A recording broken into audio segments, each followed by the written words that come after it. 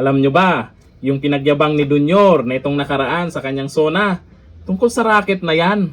Nako po, papali pa rin sa 2027. Malamang bilyon ang halaga niyan. Nasa 10 feet lamang at hindi daw ito aabot sa outer space. Hindi pa tayo tapos ha. At eto pa, posibleng umabot lamang ng 1 minuto bago bumagsak sa lupa. At nabanggit dito, test rocket lang pala. Yung mga loyalista na itong nakaraan, proud na proud sila. Ang galing daw ng Pangulo ah. Pinagyayabang din nila. Paniwalang paniwala sila. Dahil nga naman, mga uto-uto. O ayon dito, sa POSPO, rocket na papali pa rin sa 2027. Posibleng umabot lamang ng 1 minuto bago bumagsak sa lupa. Ano kaya yung rocket na yun? Ibinahagi ni Philippine Space Agency Deputy Director General Talampas na maaaring umabot lamang ng 1 minuto ang papaliparin na rocket ng Pilipinas sa 2027.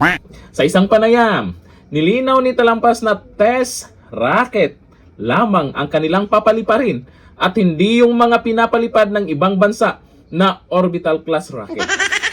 O ano, tameme kayo dito. Ito pala ang katotohanan yan. Nung una, ano yung pinagyayabang?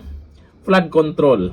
Pagkatapos ng SONA, lumabas kung ano yung katotohanan. Matatanda ang ipinagmalaki ni Pangulong Bongbong Marcos Jr. na magpapalipad na ng rocket ang Pilipinas sa susunod na taon. Naku naman, naintindihan ko naman itong mga loyalista nga, na hirap talaga silang ipagtanggol itong si Jr. Kung merong magandang balita na ilabas, asahan nyo, madidismaya lang ang mga tao. Tingnan nyo yung dagdag sahod. Anyari, anong balita ngayon? Galit yung mga manggagawa, nadidismaya na sila. Yung nakaraan, yung flood control. Anyari, nga. Tapos eto, isa sa nag-viral sa social media kasi, syempre, rocket yan. Hindi lang tayo ang nakaabang dyan. Kung hindi, pati ibang bansa. Kung maging successful yan. Tapos malaman-laman nating test rocket lang pala. At hindi aabot sa outer space. Anong rocket yan? Tapos gagastusan ng bilyon-bilyon di umano? Ay talaga naman. Ang talino talaga nila no? Ang talino talaga. Ito ayon sa mga nagkomento ha. Sabi ni Mark Bernardo Magpantay, ilang minuto lilipad? Tapos bilyon ang gastos? Yan ang katanungan lamang. Sabi ni Typhoon Mar, curious lang po, ano ba ang magagawa ng rocket? At makatulong ba ito sa ating bansa? Sabi ni Rods Galdones, 1 minuto, magkano budget nun? Yan nga po yung sinasabi nating kakabahan tayo pag merong mga sasabihing good news. Kasi hindi pinaliwanag naman sa SONA kung anong klaseng rocket yan, ano yung, basta magpapalipad ng rocket next year. Tapos malaman-laman natin na ganyan pala ng ipapalipad na rocket. Ang tindi, no?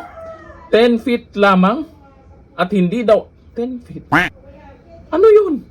Ano kayang klaseng rocket yun? Excited mapanood yan kung anong klaseng rocket yun ah. Marami tayong katanungan tungkol sa rocket na yan. Rocket.